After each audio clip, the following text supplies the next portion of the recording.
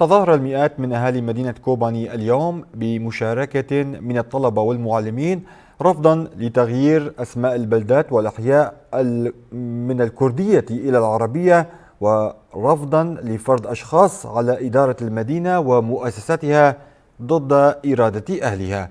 وانطلقت الحشود من ساحة المرأة الحرة تحت شعار لغتنا هي وجودنا، كوباني هي شرفنا، حيث جاب المتظاهرون شوارع المدينة مرددين الشعارات التي تؤكد على تمسكهم بهوية مدينتهم ورفضهم لأي محاولات لتغيير طابعها الكردي.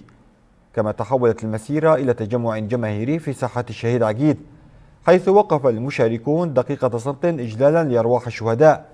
بعدها ألقى عضو اللجنة المركزية لحزب الاتحاد الديمقراطي كيلو عيسى كلمة أشار إلى ضرورة تأكيد الحقوق واللغة الكردية وأقرارها في الدستور السوري، وقال: لن نقبل أبدا بمثل هذه الإجراءات، الاسم هو كوباني وليس عين العرب.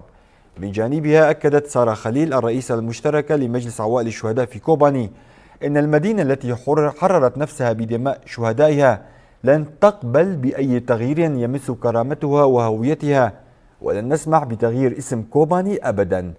خلال الثورة وحتى يومنا هذا يدرس أبناؤنا باللغة الكردية، ويجب الاعتراف بهذه اللغة رسميا في الدستور. واختتمت المسيرة بشعارات قوية أبرزها: كوباني هي شرفنا، وكوباني هي كرامتنا.